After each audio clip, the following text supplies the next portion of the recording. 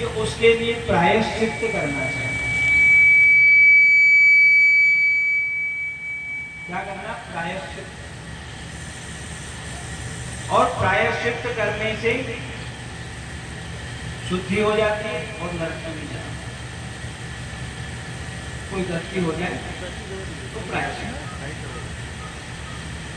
जैसा जिसका पाप रहता है, जैसी गलती रहती है, उसके अनुसार उसकी सजा होती है, उसके लिए उसका प्रायश्चित्त होता है। सर्व सामान्य से ऐसा समझ लो, कोई भूल हो जाती है तो उसके लिए क्या कहते हैं? एक दिन उपवास करो, एकादशी करो। जनेऊ कंठी बदल लो,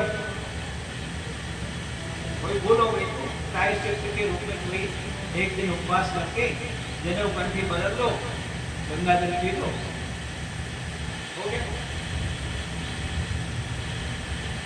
राजा परीक्षित ने ये बात सुनी। ये तो एक सामान्य बताया, फिर जिसकी जैसा पाप होता है उसके अनुसार उसकी सजा होती है, उसका प्रायश्चित्त तो उतना बड़ा होता है। तो राजा परीक्षित ने कहा, महाराज मेरे को तो ये बात दसती नहीं। क्यों? क्योंकि प्रायश्चित्त करने से मनुष्य का स्वभाव तो बदलता है। आज गलती करी और एक उपवास कर दिया, जनेऊ कंठी बदल दी, फिर दूसरे दिन कभी मौका आया और एक उपवास ही तो करना पड़ता है। उपवास कर लेंगे, जनेऊ बदली कर लेंगे, कंठी बदल लेंगे, हो गया। कहा भैया इससे तो उसकी वो आदत वैसी की वैसी बनी रहेगी, वो पाप करता ही जाएगा। मैं इसको ऐसा समझता हूँ कि मन्नी कुंजर शौचवत प्रायश्चित्तम व्यर्थम। एक बार एक हाथी आया, उसके महावत ने वो तालाब में ले जा करके, वो आपके जो तालाब है उसमें निहाया, खूब अच्छी तरह से उसको निहाया, वो तालाब से बाहर निकला। अब तो यहाँ है प्रत्यक्ष उसको बता, बाहर निकला,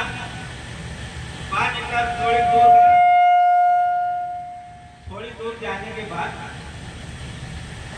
उसने अपनी सूंड से धूल उठाई, अब जो पता है तो उसका नहाना तो बेकार हो गया। प्रायश्चित्त किया और प्रायश्चित्त करने के बाद दूसरी गलती कर ली, दूसरा पाप कर लिया तो फिर वो बेकार है। इसलिए प्रायश्चित्त मेरे को दसता है और कोई उपाय। तब उन्होंने कहा भैया देखो, सब पापों का प्रायश्चित्त है भगवान नाम का पाप।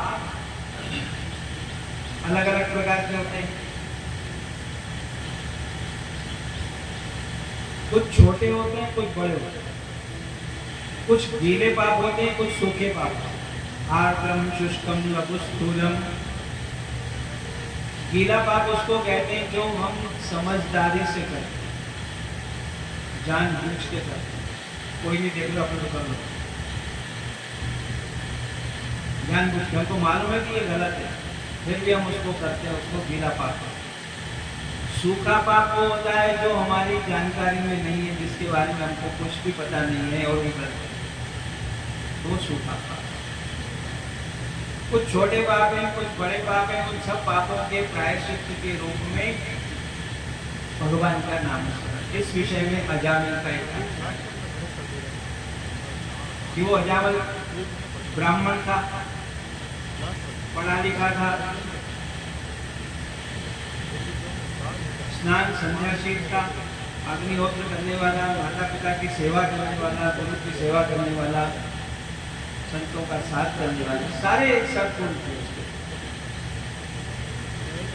लेकिन कुछ ऐसा प्रारब्ध, उस प्रारब्ध के कारण एक दिन वो जंगल में वो तुलसी और लकड़ी वगैरह हवन के लिए लेने गया, रोज जाता था। लेकिन आज ऐसा हो गया कि उस जंगल में कुछ लोग इकट्ठे हुए थे और वहां कोई स्त्री जो है वो नहा चली, या जो भी उनका चल रहा था। कई बार देखा होगा जाते हुए उसने लोग इकट्ठे, ठीक है अपने को क्या लेना देना, अपने काम अपने रास्ते जाना, रास्ते आना। लेकिन आज उसके मन में आया कि नृत्य गीता जी हो रहे हैं, क्या बात है, 1 मिनट देख कर लूं। तो 1 मिनट देखने के लिए उस भीड़ में वह एक वेश्या नाच रही थी और उसके साथ में और भी कुछ लोग। वो 1 मिनट का नाच उसने उसकी जिंदगी बिगाड़ दी। तो दिन रात टीवी देखते हैं, मोबाइल देखते हैं, उसमें इस प्रकार के दृश्य देखते हैं, उनका क्या हाल होगा वो भगवान जाने।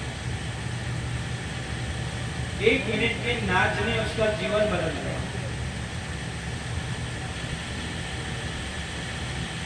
भैया वो क्या फूल तुलसी में, क्या लकड़ी में,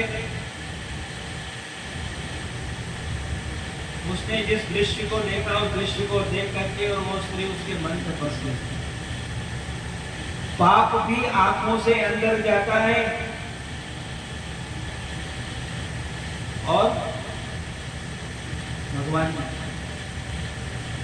पहले कान से जाते हैं, भगवान पहले कान से अंदर जाते हैं, फिर आंखों में आते हैं। लेकिन पाप पहले आंखों से अंदर जाता है, फिर चित्त को बिगाड़ता है, मन मस्तिष्क को बिगाड़ता है। इसलिए ऐसा कोई दृश्य नहीं देखना। ये आंख जो है ना,